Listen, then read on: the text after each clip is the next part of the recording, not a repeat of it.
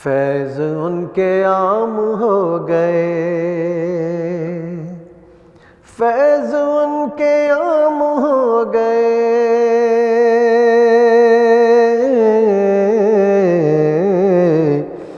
दो जहां गुलाम हो गए। मुक़्तदी है सारे अंबिया, हाँ मुक़्तदी है सारे अंबिया,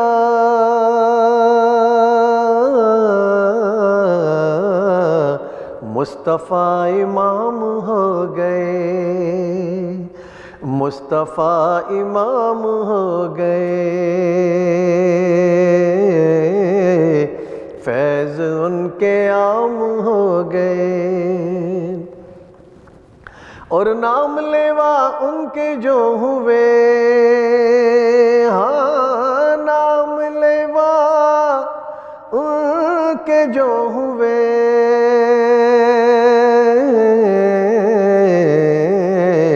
उनके ऊंचे नाम हो गए, उनके ऊंचे नाम हो गए, फैज़ उनके आम हो गए।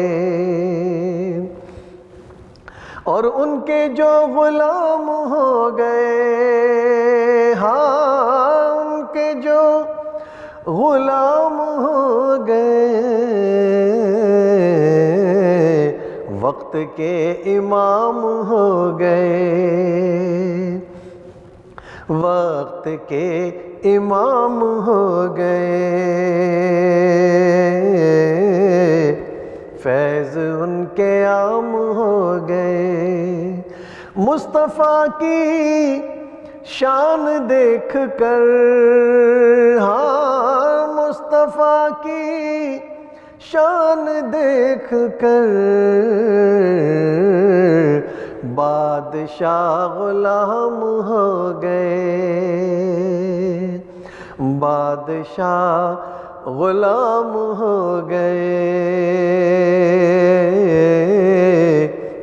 फैज़ उनके आम हो गए, दो जहां गुलाम हो गए।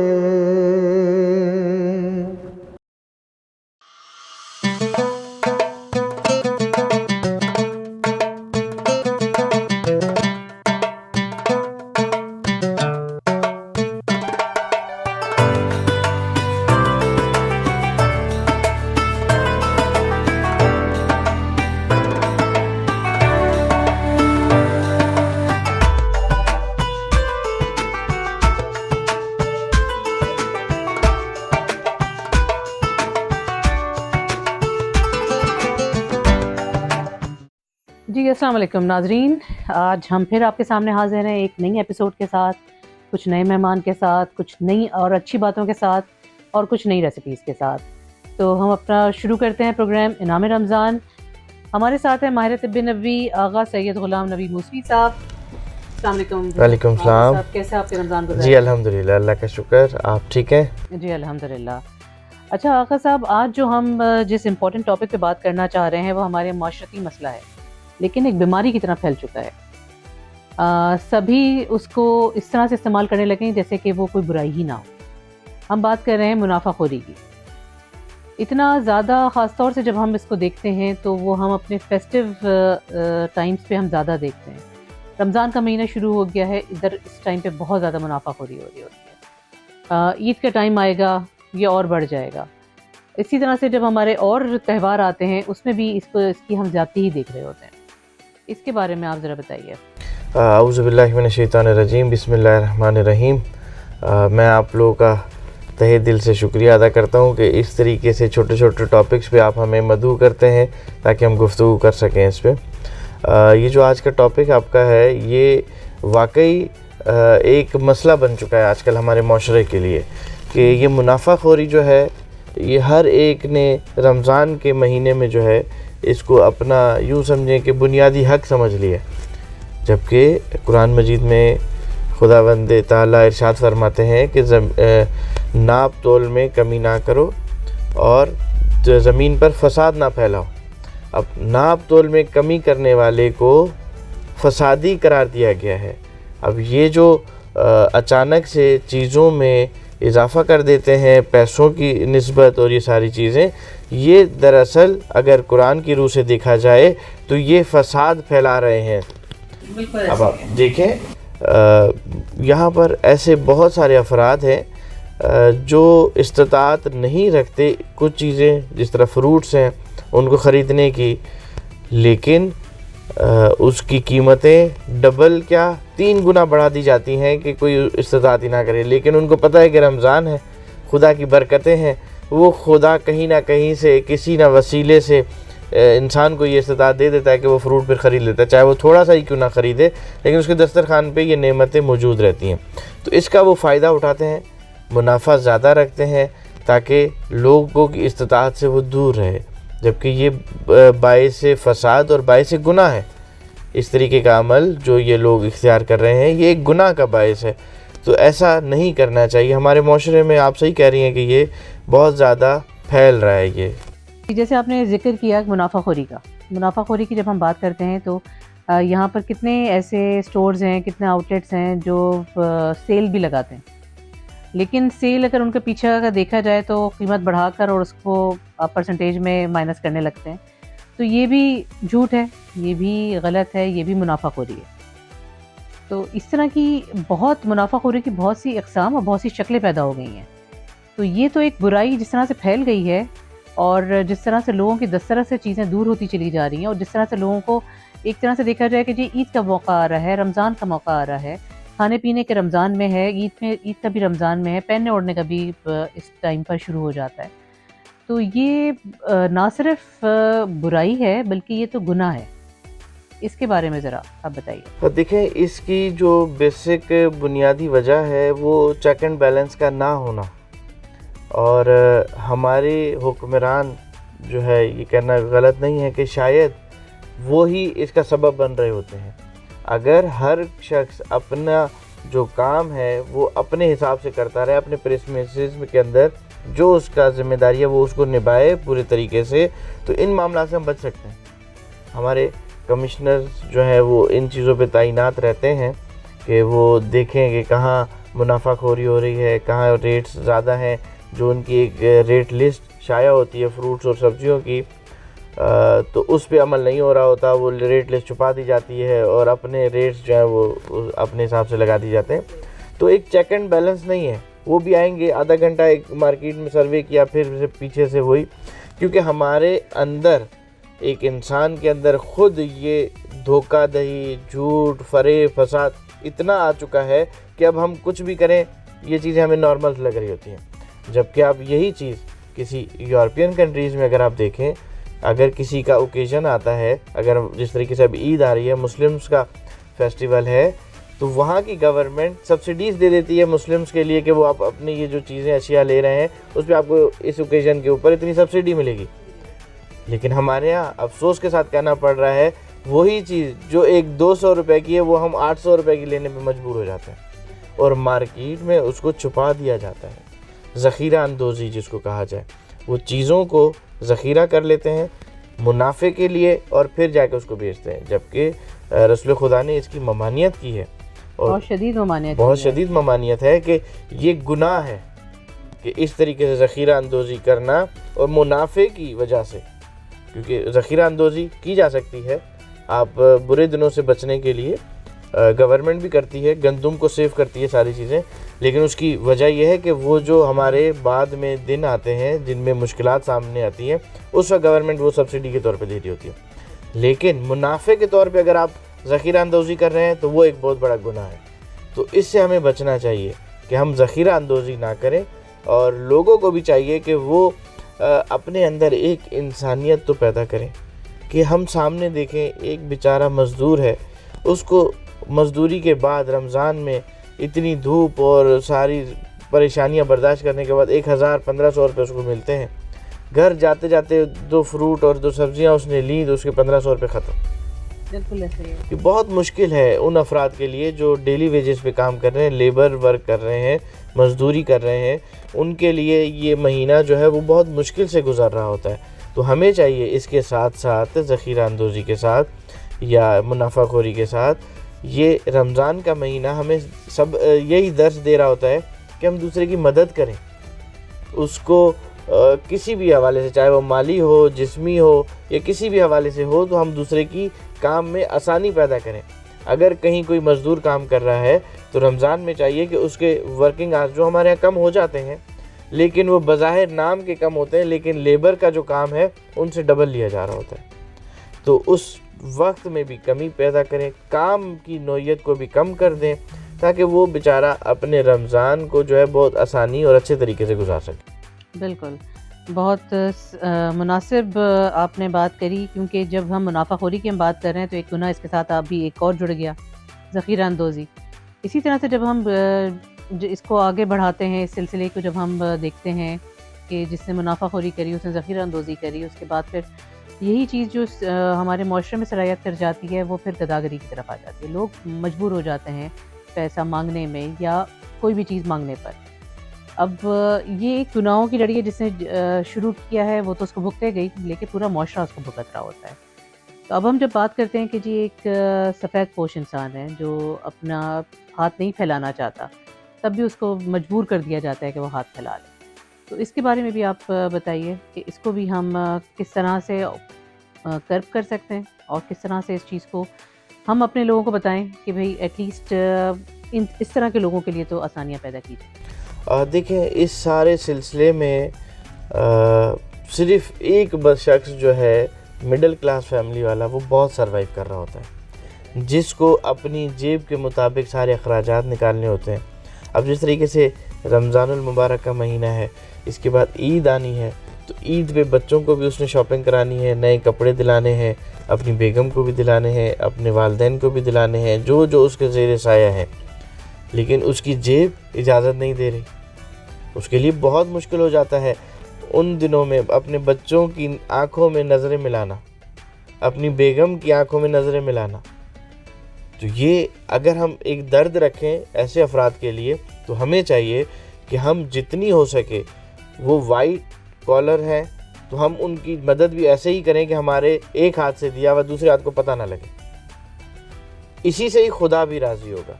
लेकिन आजकल हमारे यहाँ क्या है कि जब तक फ़ोटो सेशन ना हो तब तक किसी की आप मदद नहीं करते। ये रियाकारी आ गई, ये उस टॉपिक से लेकिन रिलेट वही कर रहा होता है सारी चीज़ें। एक के बाद कड़ी गुनाह की भी बनती जाती है, जैसे एक के बाद एक कड़ी सवाब की होती है, इसी तो अब हमें चाहिए हम अपनी इबादतों में, अपनी नेकियों में खुलूस पैदा करें, जिसमें खुदाबंदी ताला की भी बरकत शामिल हो। लेकिन हम उस चीज़ को किनारा रख के रियाकारी की तरफ, बस दिखावे की तरफ कि हमने ये नेकी कर दी, हमने उसको इतने पैसे दे दिए, हमने उसकी मदद कर दी, लेकिन वो मदद नहीं है। खुदा आपकी नीयतों को जानता है, आपके दिल में क्या है वो जानता है। अगर आप फ़ोटो के लिए ये सारा खर्चा कर रहे हैं तो सिर्फ एक फ़ोटो आपको मिल गई, उसका कोई अजर नहीं मिलेगा। उसको दुनिया में आपने उसको पोस्ट कर दिया, आपने सोशल मीडिया पे अपने सोशल नेटवर्क को बता दिया कि मैं तो इतना कार्य खैर करता हूँ और इतने लोगों को मैंने खाना खिलाया, इतने लोगों को कपड़े, ये आपका उस कार्य खैर में नहीं आएगा। लेकिन कुछ चीज़ें हैं कई जगहों पर जहां आपको दूसरे को मोटिवेट करने के लिए दिखाना पड़ता है, क्योंकि यहाँ फिर ताल्लुक़ खुदा और बंदे का आ गया, नीयत का आ गया कि आपकी नीयत क्या है। अगर आप अपनी नीयत में ये रख रहे हैं कि मैं दूसरों को मोटिवेट करूं कि वो भी इस कार्य खैर की तरफ राग़िब हों, तब तो अच्छा है। लेकिन अगर आपको अपनी पब्लिसिटी करनी है तो फिर आपने खुशनुदी को भूल जाएंगे, खुदा की खुशनुदी उसमें शामिल है। तो हमें चाहिए ऐसे अफराद के लिए हम आसानियाँ पैदा करें, उनकी ज़रूरियात को देखें। हमने तो यहाँ तक भी देखा है कि लोग आपसे मांग नहीं पाते, आपसे सवाल नहीं कर पाते, लेकिन सहरी के टाइम पे उनके यहाँ खाने को कुछ नहीं होता। बिल्कुल, और लोगों को पता ही नहीं होता कि हमारे पड़ोस में क्या चल रहा है। हमारे पड़ोस में जो है उसने अफ्तार या सहरी की है या नहीं की, खाना खा के रोज़ा रखा है या सिर्फ पानी पी के रोज़ा रखा है। तो हमें अपने अड़ोस पड़ोस में, अपने रिश्तेदारों में ये नज़र घुमानी चाहिए, देखना चाहिए कि आया कोई मुस्तहिक तो नहीं इस मुनाफाखोरी और इस महंगाई के दौर में कहीं कोई भूखा तो नहीं सो रहा। हमें इस चीज़ को भी नज़र रखनी चाहिए अपने इर्द गिर्द के माहौल में। बिल्कुल। और जैसे कि आपने बात करी कि मिडिल क्लास की, जब मिडिल क्लास में भी अक्सर ऐसे लोग होते हैं कि जो बेचारे इतनी भी हिम्मत नहीं कर पाते कि हाथ फैला सकें, तो हमारा फ़र्ज़ बनता है कि हम जो ज़कात निकाल रहे हैं वो ज़कात जो है उन मुस्तहक़ीन तक पहुंचाई जा सके। बहुत से ऐसी अक्सर तस्वीरें भी हमारे सामने आती हैं, तो उसमें बहुत से लोग होते हैं जो सर झुकाए हुए होते हैं लेकिन ले रहे होते हैं खाना। तो बड़े अफ़सोस का मुकाम है। एक तरफ ये ज़रूर हमें अच्छा लगता है कि लोगों को खाना मिल रहा है, लेकिन एक तरफ हमें उनके एहसास का भी ख़्याल करना चाहिए, उनकी इज़्ज़त नफ्स का भी ख़्याल करना चाहिए, वो भी मजरूह हो जाती है। तो जब एक के बाद जैसे अभी हम बात कर रहे हैं, एक के बाद एक हम बुराई एक से एक बुराई की कड़ी मिल रही है। मुनाफाखोरी हो गई, ज़ख़ीरा अंदोज़ी हो गई, उसके बाद फिर गदागरी हो गई, उसके बाद फिर अब हम मिडिल क्लास के उस पे आ रहे हैं कि जी उनके एहसास को ख़त्म ना करें। लेकिन हमारे पास अनफॉर्चुनेटली ऐसा कोई सिस्टम नहीं है कि जिस पे कोई मिडिल क्लास या सफ़ेद पोश इंसान जो है वो जाए और अपनी ज़रूरियात पूरी कर सके। इसमें आप बताएं कि हम किस तरह से इस चीज़ को बेहतर कर सकते हैं, या कोई ऐसा सिस्टम ला सकते हैं, या कोई ऐसी तदबीर हो सकती है? देखिए, इस्लाम हमारा इतना खूबसूरत दीन है कि अगर हम उसकी तालीमात को अपनाएं तो ये मामलात हम ख़त्म हो जाते हैं आराम से। अगर एक इंसान अपनी ज़कात प्रॉपर निकालता रहे तो उसके रिश्तेदार गरीब नहीं रहेंगे। यहाँ तक है हुक्म कि अगर आपका कोई रिश्तेदार अच्छे लेवल पर था, अचानक क्राइसिस की वजह से वो डाउन हो गया है, और जो दूसरे रिश्तेदार हैं जो अपनी ज़कात निकाल रहे हैं या दूसरों की मदद कर रहे हैं, वो सबसे पहले इसकी मदद करें। और इसकी मदद इस तरीके से करनी चाहिए कि जो इसका लाइफ स्टाइल था उसी को मेंटेन रखना है। मतलब उसके अगर बच्चे अच्छे स्कूल में पढ़ रहे थे तो ये उसकी इतनी मदद करें कि वो उसको वहीं मेंटेन कर सके। उसके पास अगर गाड़ी थी, क्राइसिस में आया है, अभी गाड़ी नहीं है, अगर दूसरे रिश्तेदार इतनी इस्तात रखते हैं तो उसका ऐसी मदद करें कि वो गाड़ी दोबारा ले सके। मतलब इस्लाम ने इतनी ताकीद की गई है और दूसरों लोगों को बताया गया है कि इस तरीके से आप मदद करें दूसरों की। लेकिन यहाँ पर आप देखें, बदकिस्मती से हम कहते हैं कि हम ही गरीब हैं, हमें ही मिलना चाहिए, दूसरे का हमने नहीं सोचना। तो इसलिए एक तो सिलसिला ये है कि हम अगर अपने ज़कात वाले सिलसिले को देखें और प्रॉपर निकालना शुरू करें तो ये मामलात आधे से ज़्यादा हल हो जाते हैं। और दूसरा, हमारी गवर्नमेंट को और हमारे हुक्मरानों को कुछ मेजर्स लेने पड़ेंगे इस हवाले से कि जो मिडिल क्लास फैमिली है उसकी मिनिमम वेजेस इतनी हो कि वो अपना घर अच्छे से सरवाइव कर सके इस महंगाई के दौर में। आजकल आप देखें किराए के मकान कितने महंगे हैं, सब्जियां, फ्रूट्स, खाने के लिए जो चीज़ें हैं वो अगर लेकर जाते हैं तो उनकी तनख्वाह मेरे ख्याल से विद इन 5 या 10 डेज़ में ख़त्म हो जाती है। अगले 20 डेज़ उसने कैसे सरवाइव करने हैं वो किसी को नहीं पता। तो इसीलिए हमारी गवर्नमेंट को ये सोचना चाहिए कि कौन कौन से, क्योंकि हमारे यहाँ मरदमशुमारी हो रही होती है, हर एक का बायोडेटा होता है, कौन किस जॉब में है, उस जॉब की कितनी सैलरी है, सारी चीज़ें। तो उसके हिसाब से आजकल मौजूद है। जब एक आपका बिजली का बिल सारे घरों में टाइम पे पहुंच सकता है तो गवर्नमेंट अगर चाहे तो मदद भी सब घरों पे टाइमली पहुंचा सकती है। बिल्कुल बिल्कुल, बहुत खूब फरमाया आपने।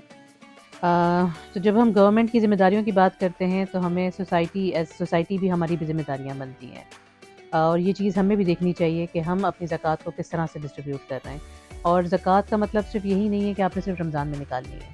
हर बंदगी का जो फ़ायदा होता है वो रमज़ान में कई गुना ज़्यादा हो जाता है। यकीनन आप जब इसमें ज़कात निकालते हैं तो उसका फ़ायदा भी कई गुना ज़्यादा होकर मिलता है। लेकिन इसका मकसद ये नहीं है कि आप पूरे साल बाकी ना निकालें। जो आपके आसपास लोग हैं जिनको ज़रूरत है उनको ज़कात की फराहमी होनी चाहिए, ज़कात की या खैरात की, जैसे भी आपके पास जिस तरह से आप समझ रहे हों। अच्छा, ज़कात का सिस्टम जब हम अपनी बात कर रहे हैं तो एक टाइम था कि जी मुस्लिम माशरे में जो ज़कात का सिस्टम था वो इतना अच्छा था, और कि लोगों को अक्सर लोग नहीं मिलते थे हुकूमत को कि जी हम ज़कात किसकी मदद करें। तो फिर उन्होंने जो है वो नॉन मुस्लिम्स की तरफ शिफ्ट किया उस चीज़ को, जिसका के पैरामीटर्स मतलब हमारे लिए बढ़ा दिए उन्होंने। तो जब ये निज़ाम हमारे सामने था और हमने उस पर अमल पैरा भी थे और एक बेहतरीन निज़ाम था कि उससे सब लोगों को फ़ायदा हो रहा था, उसके बाद ये निज़ाम आकर यहाँ पे टूटा है, और टूटने से ना सिर्फ टूटा है बल्कि बिखर गया है। और ना सिर्फ उसका ये कि वो बिक रहा है, बल्कि उसके बाद फिर जो है एक के बाद एक बुराइयां उसमें निकलती चली आई, क्योंकि लोग मजबूर हो जाते हैं। तो ज़कात तो हमारी गवर्नमेंट भी लेती है और लोग ज़कात अलग से भी निकालते हैं, तब भी ये मसला हल नहीं हो रहा।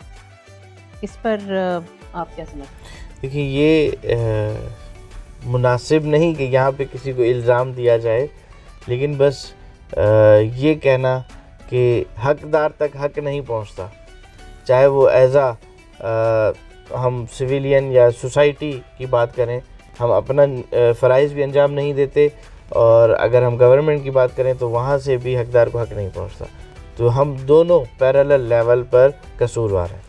अच्छा, जब हम शुरू में हमने बात करी थी मुनाफाखोरी की मुनाफाखोरी की जब हम बात करते हैं, एक बिज़नेस से भी रिलेटेड हो जाता है ये। तो एक हमारे मज़हब में उसमें क्या हमारे लिए डायरेक्शन दी गई हैं कि आपने कितना हद तक मुनाफा आप ले सकते हैं, क्योंकि हमारे यहाँ तो 100, 200 और 1000 गुना तक मुनाफा जा रहा होता है। तो किस हद तक हमें लिमिट करा गया है कि आप कितना मुनाफा ले सकते हैं कि उसके बाद फिर जो है आगे मुमानियत है? देखिए, ये डिपेंड करता है आपकी अशिया के ऊपर, जिन्स के ऊपर, कि आप क्या जिन्स फ़रोख्त कर रहे हैं और उसकी दरामद पे कितनी मेहनत लगी और कितनी मुशक्क़त उसने काटी, और ये सारी चीज़ें। हमारे यहाँ जो काश्तकार है, जो प्रोड्यूस कर रहा है, उसको कुछ नहीं मिलता।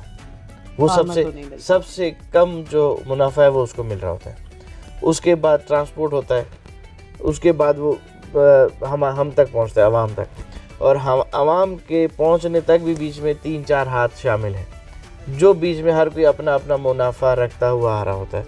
अगर वही चीज़ डायरेक्ट एक फार्मर से एक कंज्यूमर तक अगर पहुंचे तो उसको भी प्रॉफिट है, और यहाँ पर भी उसकी प्राइस कम होके आम कंज्यूमर को मिल सकती है।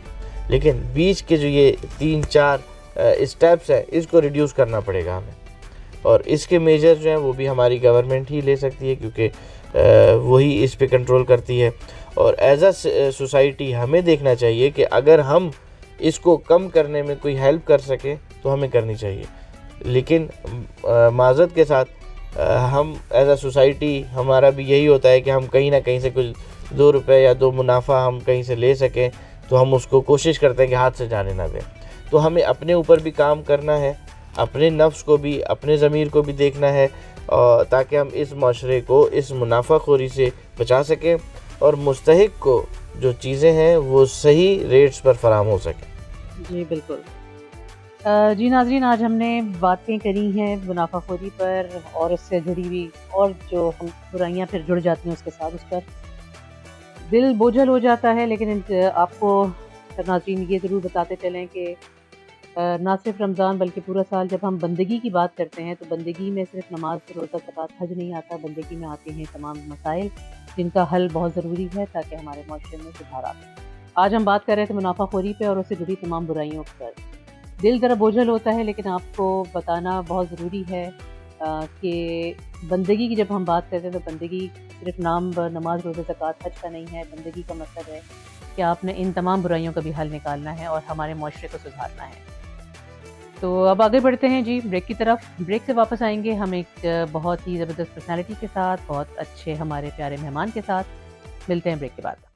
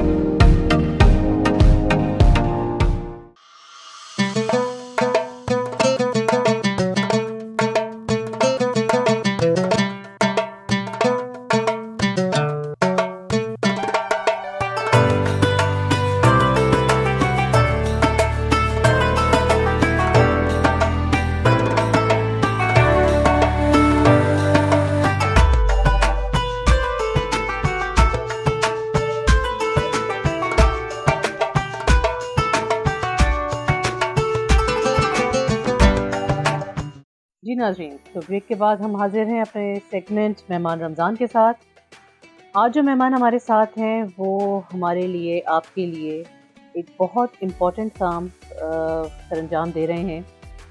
एक ऐसे तबके को रिप्रेजेंट कर रहे हैं कि जो हमारे यहाँ निगलेक्ट कर दिया जाता है, जिस पर हम ध्यान नहीं देते हैं, जिसको आगे बढ़ाने के लिए हम कोशिशें नहीं करते हैं। तो आइए इन्हीं से मालूम करते हैं इनकी जर्नी के बारे में, इनके काम के बारे में। तो हमारे साथ हैं फ़रहत इकबाल साहिबा, जो कि हैं director centre of Excellence for def, और हमारे साथ हैं इरफान मुमताज़ साहब, जो कि हैं chief executive of Pakistan Association of Deaf PAD। जी फ़रहत साहिबा, अस्सलाम वालेकुम। वालेकुम सलाम। सबसे पहले तो रमज़ान मुबारक, आप दोनों को रमज़ान मुबारक।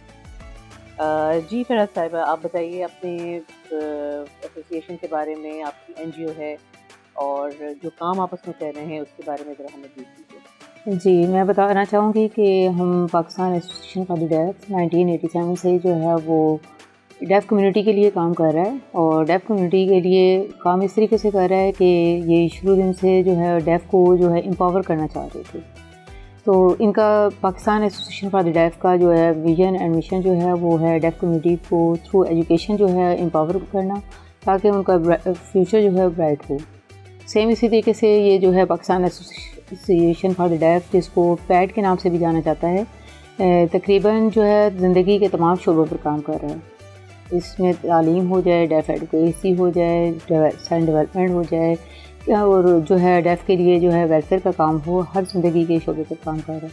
अगर तालीम के शोबे की बात की जाए तो उसमें जो है Centre of Excellence for the Deaf के नाम से हमारा एक प्रोजेक्ट है, जो है कराची में भी एक चल रहा है, और उसकी 2 अदर ब्रांचेस जो हैं इंटीरियर सिंध में जो है गड़ी खैरो और गुलाम हुसैन प्रोही जो है दोदापुर डिस्ट्रिक्ट चैकबाबाद में जो है फंक्शनल हैं। वहाँ हमारे डेफ बच्चे जो है वो तालीम हासिल कर रहे हैं। ओके, चलिए, तो फिर आपके माशाल्लाह अच्छा बड़ा नेटवर्क है। जी बिल्कुल। जाहिर सी बात है, जब आप तालीम की बात करते हैं, जो कि हमें ही बल्कि अपनी वोकैबुलरी ठीक करनी चाहिए। हम कहते हैं कि डिसेबल लोग, जिनकी डिसेबल नहीं होते, डिफरेंटली एबल होते हैं, जी बिल्कुल। इनके अदर सेंसेस जो हैं बहुत शार्प होते हैं, वो आम इंसानों से भी ज़्यादा शार्प होते हैं। तो आप लोग तो जाहिर सी बात है उसको एक्सपीरियंस करते ही हैं। आपके साथ आपके हस्बैंड हैं, उनका भी डिफरेंटली एबल सेक्टर है उनका एक, तो उनका भी हम मालूम करना चाहेंगे किस तरह से उन्होंने यहाँ तक की जर्नी कंप्लीट करी, और एक एग्जांपल बने हम सब के लिए कि जब वो कर सकते हैं तो और बच्चे जो अभी आ रहे हैं वो भी कहाँ तक पहुँच सकते हैं।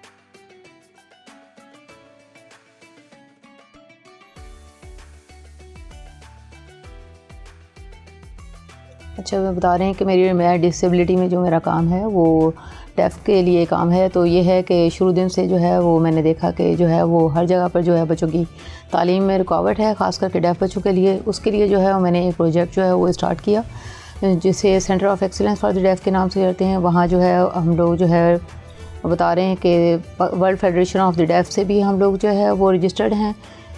हाँ, तो ये है कि डेफ बच्चों की तालीम दूसरे बच्चों की तरह जो है वो ज़रा थोड़ी सी चेंज होती है। तो जब आप तालीम की बात कर रहे हैं तो आप ज़रा थोड़ा सा हमारे नाज़रीन को बताइए कि कौन सी क्लासेस से आप लोग शुरू कर रहे हैं, कहाँ तक आपके बच्चे जा रहे हैं, और उसके बाद उनकी जॉब प्लेसमेंट्स पे कोई रुकावटें तो नहीं आती हैं, कोई परेशानियाँ नहीं फेस करनी होती? इस तरीके से कि Centre of Excellence for the Deaf में जो है बच्चा बिल्कुल ग्राउंड लेवल से, ज़ीरो लेवल से स्टार्ट होता है। जैसे नॉर्मल बच्चे जो है मॉन्टेसरी कर रहे होते हैं, वहीं से ही स्टार्ट होती है। हमारा स्कूल अभी फ़िलहाल जो है मैट्रिक लेवल तक है, लेकिन ये है कि जब हमारे डेफ इंडिविजुअल्स जो है वो ग्रेजुएशन लेवल कर लेते हैं तो हमें मुख्तलिफ़ कंपनीज़ की तरफ से जो है वो जॉब प्लेसमेंट के लिए जो है क्वेरीज आ रही होती हैं। तो हम जो है वो डेटा हमारे पास मौजूद होता है। हमारे पास जो है तकरीबन 1500 से ज़्यादा हमारे डेफ मेंबर्स हैं हमारी NGO में। तो जो है वो उनको जो है वो एक आजकल नया ऐप हमने जो है वो मार्केट में इंट्रोड्यूस करवाया है, SMS ऐप के थ्रू। तो जहाँ कहीं भी जॉब क्लियर नहीं होती है तो वो हम मैसेज के थ्रू जो है उनको बता रहे होते हैं, तो जॉब प्लेसमेंट करवा रहे होते हैं। अच्छा, हम नाज़रीन को ये बताते चलें कि सिंध गवर्नमेंट की तरफ से एक बड़ा अच्छा इनिशिएटिव 2018 में आया था कि उन्होंने कोटा बना दिया। कोटा सिस्टम के थ्रू 5% जो है वो जॉब प्लेसमेंट जो है वो डेफ और डिफरेंटली एबल्ड लोगों को इन टोटलिटी में। तो ये तो बड़ा अच्छा मूव है सिंध गवर्नमेंट की तरफ से। जी बिल्कुल। तो इस सिलसिले में चेक्स कितने हैं, तो उस पर रेगुलेशंस कितनी हैं? जी बिल्कुल, ये सिंध गवर्नमेंट का जो है ये बहुत ही अच्छा जो है इकदाम है। इसमें 5% जॉब पर तो उसमें क्या है कि जब ये कहीं से भी क्यूरीज वगैरह आ रही होती हैं तो हम लोग जो जॉब प्लेसमेंट के लिए जो है डेटा प्रोवाइड करते हैं। तो डेफ इंडिविजुअल्स या जो दूसरे पर्सन विद डिसेबिलिटीज़ हैं वो जॉब का इम्प्लीमेंटेशन जो है वो गवर्नमेंट जो है बहुत ही सख्ती से करवा रही है। जहाँ कहीं उनको महसूस होता है कि वहाँ जॉब प्लेसमेंट नहीं, वहाँ इंक्वायरीज़ भी की जाती हैं और बाकायदा पनिश भी किया जा रहा है और पेनल्टीज़ भी लगाई जा रही हैं। चलिए, ये तो बहुत अच्छा मूव है, क्योंकि एक चीज़ होती है जी लॉ पास हो जाना, उसके बाद तो इसको इम्प्लीमेंट करना सबसे ज़्यादा मुश्किल टास्क होता है। तो चलें, ये तो हमने बात करी आपके स्कूल के हवाले से, आपकी जॉब प्लेसमेंट वगैरह के हवाले से बच्चों के। आप लोग स्किल डेवलपमेंट पे भी काम कर रहे हैं बच्चों की? जी हाँ, हमारे यहाँ स्किल डेवलपमेंट में भी काम होता है। उसमें क्या है कि हम लोग बच्चों को जो है डेफ बच्चों को ख़ास करके ग्राफिक डिज़ाइनिंग और कंप्यूटर लिटरेसी से मुतालिक जितने भी कोर्सेज़ हैं वो करवाते हैं। और उसके अलावा जो है लेडीज़ के लिए जो है ब्यूटिशियन का कोर्स है, सिलाई कढ़ाई है, मुख्तलिफ़ किस्म के जो है वोकेशनल ट्रेनिंग्स जो है वो हमारे इदारे की तरफ से प्रोवाइड की जाती हैं। तो आपका तो देखिए आप डायरेक्टर हैं सेंटर ऑफ एक्सेलेंस की, तो ये सेंटर ऑफ एक्सेलेंस के बारे में आप ज़रा बताइए। ये Centre of Excellence for the Deaf जो है वो इरफान साहब ने जो है वो उसके फाउंडर हैं। उन्होंने जो है वो ज़ाहिर है शुरू दिन से वो भी इसी माशरे का हिस्सा रहे हैं, तो तालीम जो है बिल्कुल ना होने के बराबर थी डेफ बच्चों की। तो उन्होंने बहुत मुश्किल से जो है वो तालीम हासिल की और बहुत मेहनत करने के बाद जो है एक जो है प्रोजेक्ट शुरू किया NRIPSL। उसमें क्या है कि तमाम ये डेफ कम्युनिटी के लिए जो साइंस जो हैं वो डेवलप किए जाते हैं। उसके बाद जो है वो हमारे इस इदारे ने इस प्रोजेक्ट के थ्रू जो है अभी तक तकरीबन 22 किताबें बना चुका है। इसमें हालिया ही जो है वो हमने पिछले दिनों ही अभी हमने लॉन्च की थी हमारी एक book, Pakistan Sign Language for Dentistry. ये पाकिस्तान की हिस्ट्री में जो है फ़र्स्ट टाइम जो है साइन लैंग्वेज पर जो है वो बुक बनी है, जो डेंटिस्ट की हेल्प के लिए बनी है। तो इसी तरीके से जो है वो हमारी एक दूसरी बुक है पाकिस्तान साइन लैंग्वेज मॉड्यूल 1, ये लास्ट ईयर ही हमने लॉन्च की है। इसमें तमाम बेसिक साइन हैं। अगर कोई नॉर्मल बंदा भी जो है ये बेसिक साइन जो है वो सीखे तो एक डेफ इंडिविजुअल के साथ जो है थोड़ा बहुत कम्युनिकेट कर सकता है। That's very nice initiative. और इसी तरीके से हमारा इदारा जो है Centre of Excellence for the Deaf जो है वो डेफ बच्चों के लिए मुख्तलिफ़ किस्म के प्रोग्राम जो है तरतीब दे रहा होता है। तो ये इस तरीके से हम लोग डेंटिस्ट का जो है कैंप वगैरह लगा रहे होते हैं, डेंटल कैंप। उसमें जो है डेफ बच्चों को ये हम ब्रोशर के थ्रू जो है वो बाकायदा बता रहे होते हैं कि उन्होंने अपनी हाइजीन का किस तरीके से ख्याल करना है, ख़ास करके डेंटल हाइजीन का।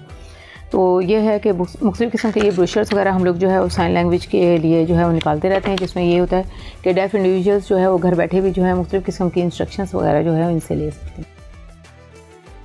ये तो आपका बड़ा अच्छा इनिशिएटिव है। आपके पास स्टूडेंट्स भी हैं, टीचर्स भी हैं, और आप बता रहे हैं कि उसकी जॉब प्लेसमेंट वगैरह के लिए भी आप लोग काम कर रहे होते हैं। तो जब आप जॉब प्लेसमेंट की बात करते हैं और इस तरह से बच्चों को वहाँ पर प्लेस कराना होता है, तो वहाँ पर बच्चे कोई डिस्कम्फर्ट तो नहीं शो कर रहे होते, या उनको डिस्कम्फर्ट मिल नहीं रहा होता अपनी सराउंडिंग से? नहीं, ये जहाँ कहीं भी हम जॉब प्लेसमेंट करवा रहे होते हैं बच्चों के लिए, तो हाँ इस बात का ख्याल रखा जाता है कि उनको जॉब उसी तरीके से दी जाए जो वो आसानी से ये साथ कर सकें, और उनके जो माहौल है वो भी इस तरह का फ्रेंडली माहौल प्रोवाइड किया जाए कि अगर वो मुश्किल से सुनता है या मुश्किल से बोलता है तो आपस में जो है उनको फ्रेंडली इन्वायरमेंट में रखा जाए, उसको ज़रा थोड़ा सा समझा दें, ज़रा थोड़ा सा इजी वे में उसको ये साथ जो है कम्युनिकेट करें तो इजीली जो है वो सीख सकते हैं। तो ये है कि इस तरह की अल्हम्दुलिल्लाह अभी तक तो कोई इस तरह की हमारे यहाँ कंप्लेन नहीं आती।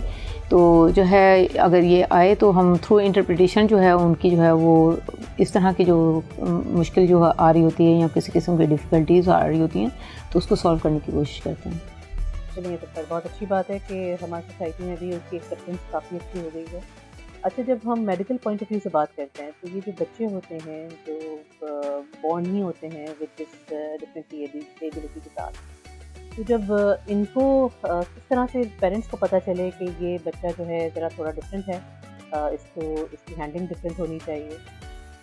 तो इस तरीके से कि जैसे ही बच्चा एज भी, हाँ जैसे ही बच्चा बॉर्न होता है, अब तो माशाल्लाह काफ़ी अवेयरनेस आ चुकी है और अवेयरनेस आनी भी चाहिए। इसमें यह है कि मदर को जो है जैसे ही बच्चा एग्ज़ामिन आता है दुनिया पर तो डॉक्टर्स जो है पीरियड्स वगैरह भी जो है एग्ज़ामिन कर रहे होते हैं उसको, तो साथ ही साथ जो घर का माहौल है उससे भी बच्चा पता चल रहा होता है कि अगर बच्चा डेफ है, वो किसी किस्म का भी जो है अगर आपको रिस्पॉन्स नहीं कर रहा तो फ़ौरन आपको जो है वो ENT वाले डॉक्टर को दिखाना चाहिए। और इस तरीके से कि अगर आप जल्दी अगर इस चीज़ को अगर आप हैंडल कर लें तो मे भी जो है आपका बच्चा जो है कॉक्लियर प्लांट के थ्रू जो है वो सुनने और बोलने के काबिल हो जाए। तो जो है कोशिश ये करनी चाहिए कि जितना जल्द हो सके उसको जो है वो डॉक्टर्स के जो है चेकअप करवाना चाहिए, ताकि जो है उसकी डिसेबिलिटी जो है मज़ीद बढ़ ना सके। चलिए, ये तो खैर बहुत अच्छी इन्फॉर्मेशन है। अच्छा, यकीनन आपके पास एक बड़ा डेटा मौजूद है स्टूडेंट्स का, तो आपके पास इतनी सक्सेस स्टोरीज़ भी होंगी, तो कोई ऐसी सक्सेस स्टोरी जो हमारे नाज़रीन को पता चले? तो सबसे बड़ी सक्सेस स्टोरी तो Pakistan Association for the Deaf के NGO में जो है वो सबसे बड़ी स्टोरी जो है वो इरफान साहब भी मौजूद हैं, जो कि उसी इदारे के जो है CE भी हैं। उसके अलावा मुख्तलिफ़ किस्म के जो है वो हमारे पास जो है मुख्तलिफ़ ज़िंदगी के शोबों में जो है लोग काम कर रहे हैं। इवन ये है कि हमारे इदारे में जो है फ़ाइनेंस का डिपार्टमेंट जो है वो भी एक डेफ इंडिविजुअल जो है वो हैंडल कर रहे हैं। उसके अलावा मुख्तलिफ़ कंपनीज़ हैं, मार्टिन डाउ है, HBFC है, और तकरीबन समझ लें कि ज़िंदगी का कोई ऐसा शोबा नहीं जहाँ इंडिविजुअल जो है डेफ इंडिविजुअल जो है वो प्लेसमेंट ना हो और वहाँ काम ना कर रहे हों। और अगर ये है कि इन पर ख़ास तवज्जो दी जाए और इनकी तालीम जो है वो अगर बेहतर की जाए तो ये मज़ीद तरक्की कर सकते हैं। तो जो है सिर्फ यही कहा जा सकता है कि जितना हो सके, ज़ाहिर है हमारा इदारा जो है वो चैरिटी बेस है, तो ये आप जैसे लोगों की वजह से ही जो है वो आज इदारा इस जगह पर पहुंचा हुआ है। और ख़ास करके मैं सिंध गवर्नमेंट, ख़ास करके DEPD का जो है शुक्रिया अदा करूंगी, जिनकी फ़ंडिंग की वजह से हमारा इदारा जो है काफ़ी अच्छी तरीके से जो है वो रन कर रहा है। तो आपने भाई का जिक्र किया, अभी उनकी सक्सेस स्टोरी का जिक्र किया, तो उनका बताइए कि उनकी जर्नी क्या रही थी, किस तरह से उन्होंने सोचा कि जी मैंने पढ़ना है, फैमिली सपोर्ट कितनी थी? अगर ये कहें तो अगर वो साइन लैंग्वेज में बताते हैं तो मैं इंटरप्रिटेशन करती हूँ।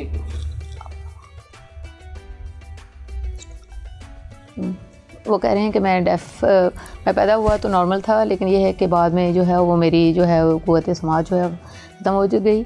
उसके बाद जो है वो मेरे जो है मैं गांव में पैदा होने की वजह से जो है वो तालीम हासिल नहीं कर सका, तो मैं जो है कराची मूव हुआ। इब्तदाई तालीम मैंने इटारियो से हासिल की। उसके बाद जो है वो मैंने अब्सा स्कूल में ज्वाइन किया।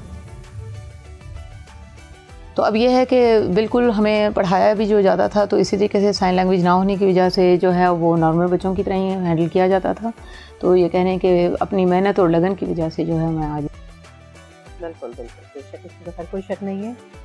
तो अगर हम बात करें कि हमें कुछ अरसे के पहले भी एक न्यूज़ मिली थी कि माशाल्लाह जो हमारे टीम गई थी टर्की में कंपटीशन अटेंड करने, ज़रा उसके बारे में तो बताइएगा। जी, ये इंटरनेशनल लेवल पर जो है कंपटीशन आया था तकरीबन मे बी 2021-22 में। तो उसमें ये है कि हमारी तरफ से जो है एक डेफ लेडीज़ हैं, असमतुन्निसा उनका नाम है, तो उन्होंने कुकिंग कंपटीशन में हिस्सा लिया था। तो ओवरऑल पाकिस्तान से तो वो फर्स्ट थी, और लेकिन ये है कि टर्की में उनका 4th नंबर था कुकिंग कंपटीशन में। अच्छा, अगर हम बात करें इसमें स्पोर्ट्स डिवीज़न पर, तो स्पोर्ट्स में आप लोगों का क्या स्कोप है यहाँ पर? जी हाँ, हमारे यहाँ जहाँ दूसरे प्रोजेक्ट काम कर रहे हैं वहाँ हमारे डेफ जो है स्पोर्ट्स पर भी जो है काफ़ी तवज्जो दी जाती है। हमारे जो डेफ हैं वो बाकायदा अभी हाल ही में जो है जो जनवरी में तकरीबन तमाम किस्म के जो है वो स्पोर्ट्स में जो है वो हमारे जो प्रोजेक्ट है उसमें उन्होंने हिस्सा लिया। क्रिकेट है, टेम्पिंग बॉल है, और जो है तकरीबन टेबल टेनिस वगैरह हर किस्म का जो है वो स्पोर्ट्स जो है वो हमारी ऑर्गेनाइजेशन जो है ऑर्गेनाइज़ करती है, और तकरीबन सालाना जो है वो कॉम्पिटिशन्स हो रहे होते हैं। जी, ब्लाइंड क्रिकेट टीम का तो हम सुनते रहते हैं। जी हाँ, तो क्रिकेट के हवाले से डेफ की भी क्रिकेट टीम है, बाकायदा जो है वो मुख्तलिफ़ किस्म की टीमें आती हैं ओवरऑल पूरे पाकिस्तान से, तो वो उस टीम में जो है वो क्रिकेट मैच में हिस्सा ले रही होती हैं और विन कर रही होती हैं। चलें अब हम ज़रा रमज़ान के हवाले से बात कर लेते हैं। रमज़ान पे एक रूटीन डिफरेंट हो जाता है हम लोगों का सबका। तो आप लोग माशाल्लाह नाज़रीन को हम बता दें कि आप मियाँ बीवी भी हैं, तो साथ ही आप लोगों का काम भी हो रहा होता है, आप लोग हर जगह साथ साथ भी होते हैं। तो किस तरह से इस रूटीन को आप लोग मैनेज करते हैं? तो हमारी रूटीन सेम वही, ज़ाहिर है हम लोग जो है वो एजुकेशन लेवल पर हैं, तो हमारी रूटीन सेम वैसी की वैसी होती है जैसे आम स्कूलों की रूटीन हो रही होती है। हमारी रूटीन में कोई जो है वो रातों को जागना और सुबह को लेट उठना तो नहीं है। तो ये है कि ज़ाहिर है हम लोग जो है वो सुबह से ही फंक्शनल होते हैं, तो इसी तरीके से जो है वो रूटीन में जो है हमारी रूटीन जो है वो 9 to 5 है। 9 to 5 तो अब काफ़ी लेट हो जाता है। तो 9 to 5 में रमज़ान के टाइमिंग आप लोगों के कुछ शॉर्टर हैं? जी हाँ, शॉर्टर हैं हमारे 9 to 3 हैं रमज़ान। अच्छा, चलिए जी, आप लोगों से एक तो बहुत से ऐसे गेस्ट आते हैं जिनसे मुझे खुशी होती है, आप लोगों से मिलकर ना सिर्फ खुशी हुई है बल्कि तक़वियत भी मिली है कि हमारे यहाँ ऐसे लोग हैं जो हमारे लिए हमारे अराउंड इस तरह के काम कर रहे हैं जो नेकी के काम भी हैं और फलाह के काम। तो बहुत बहुत शुक्रिया आप दोनों का। जी नाज़रीन, अब हम चलते हैं अपने अगले सेगमेंट की तरफ, लेकिन उससे पहले ब्रेक के बाद आते हैं और मिलते हैं आपके साथ लज़्ज़त रमज़ान।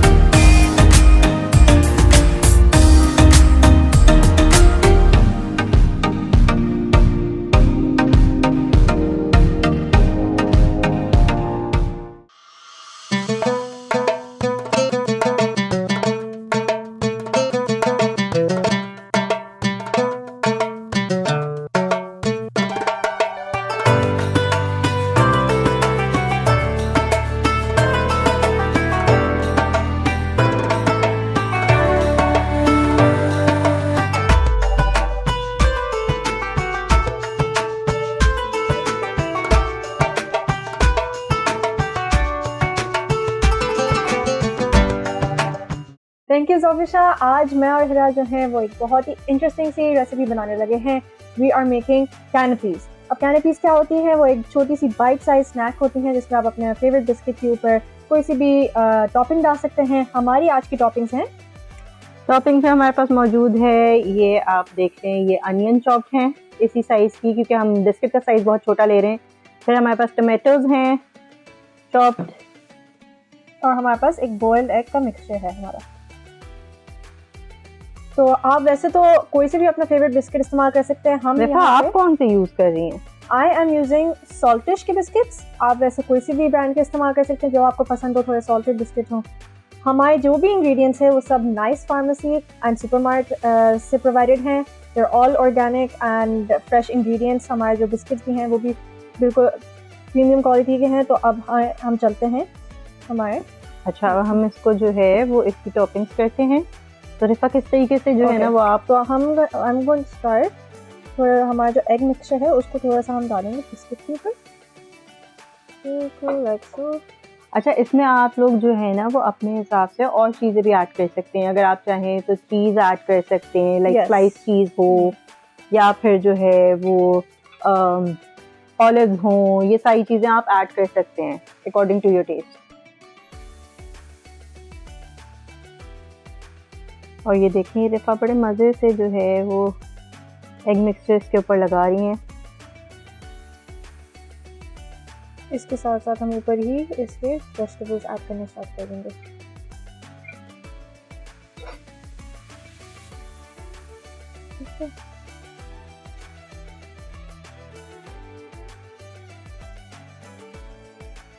आज हमारे इफ्तार के मेन्यू में हम ये ऐड कर रहे हैं, समथिंग न्यू।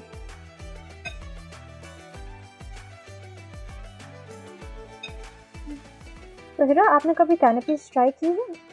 नहीं रिफा, मैंने तो ट्राई नहीं की। आज ज़रूर मैं ट्राई करूँगी आपकी रेसिपी। मेरा तो one of my favourite snacks हैं ये, क्योंकि बहुत आसान होता है इनको बनाना और बहुत जल्दी बन भी जाती हैं, स्पेशली जब आप को दिल में चाह रहा हो। इतने छोटे छोटे से हैं कि मुझे लग रहा है कि जो है ना वो हम दोनों के लिए ही काफ़ी होंगे बाकी सारे लोग क्या खाएंगे। उनके लिए हम फिर और बना देंगे। तो बस हम इसी तरह ही सारे पे डालते रहेंगे छोटा छोटा अमाउंट बिस्किट के हिसाब से।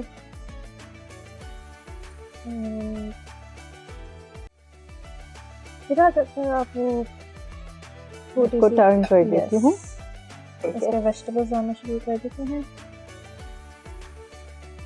ये थैंक यू।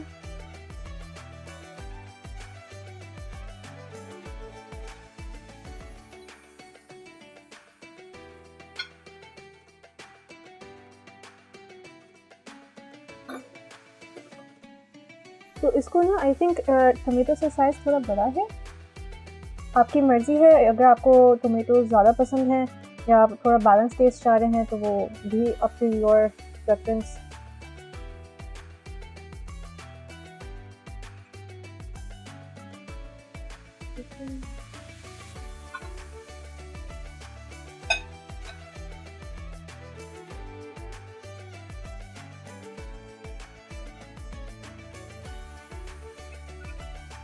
वैसे आपका फेवरेट स्नैक कौन सा है? मुझे थोड़ी सॉल्टी चीज़ें जो है वो अच्छी लगती है। इफ्तार में जैसे जो है ना बहुत ऐसे बहुत ज़्यादा चीज़ें होती हैं, तो मुझे लगता है बाइट साइज चीज़ें जो है वो कन्वीनियंट होती हैं इंसान के लिए, और हर चीज़ इस तरह से ट्राई कर सकता है दस्तरखान पर रखी हुई। अच्छा, तो डू यू लाइक मतलब आपको पसंद है फ्राइड आइटम से स्टार्ट करना या ऐसी जो लाइट सी फ्रेश चीज़ें होती हैं उनसे स्टार्ट करना? मुझे पसंद है कि मैं सब चीज़ें ट्राई करूं जितनी दस्तरखान पर मौजूद है। चलो, जैसे आप देख सकते हैं आवर एग इज़ डन, और अब मेरा जो है जो भी वेजिटेबल्स हैं वो ऐड कर रही हैं। अच्छा, आप इसमें कलर के लिए जो है ना वो आई गेस धनिया गार्निशिंग के लिए आप कर सकते हैं, और कम्प्लीटली मतलब आपकी मर्जी है, जो आपको पसंद है, जो आपको दिल चाह रहा हो डालने का आप डाल सकते हैं। बी चीज़ आप थोड़ा अगेन जैसे वो कह रही हैं ग्रीन डालना चाहें आप वो भी डाल सकते हैं, कोई सॉसेस डालना चाहें आप लोग वो भी डाल सकते हैं, ऑलिव्स भी और हैलोपिनोज चीज़ ये सारी तो हाँ, आप कुछ भी डालना चाहें आप डाल सकते हैं। Variety of sauces, variety of toppings. इसमें आप जैसे क्रश्ड चिप्स भी डाल सकते हैं ऊपर से, वो भी एक अच्छा टच आता है।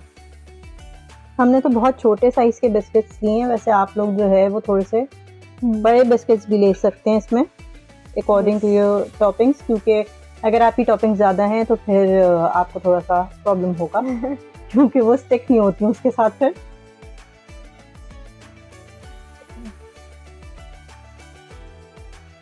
वैसे ही हम कितना जल्दी इसको ख़त्म कर रहे हैं। हम जितनी मेहनत करें हम खा के भी उतनी जल्दी ख़त्म कर देंगे इसको। चलो,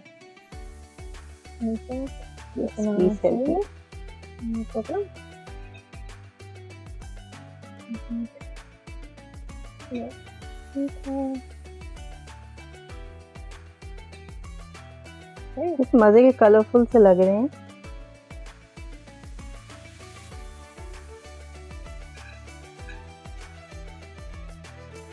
बच्चों के लिए भी ऐसी चीज़ें बड़ी अट्रैक्टिव होती हैं।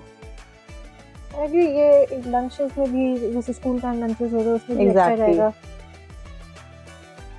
या फिर it's a very fun activity अपने बच्चों के साथ करना कि बिल्डिंग योर ओन कैनपीज, बच्चों को थोड़े टॉपिंग्स दे दें एंड देन आप उनके साथ बनाएं। अच्छा, तो ये हमारा रेडी हो गया, हमारी कैनपीज तैयार हैं and as you can see हमने इतनी जल्दी बनाई हैं तो आप भी उतनी जल्दी बना सकते हैं एंड अपनी पसंद की बना सकते हैं। आई गेस विफा का बड़ा अच्छा आइडिया है, वैसे बच्चों को जो है ना वो ट्राई करने के लिए देना चाहिए, तो उनके लिए ये एक्टिविटी हो जाएगी और वो भी इस तरीके से इफ्तार की चीज़ों में ना पार्टिसिपेट कर सकेंगे। एब्सोल्युटली।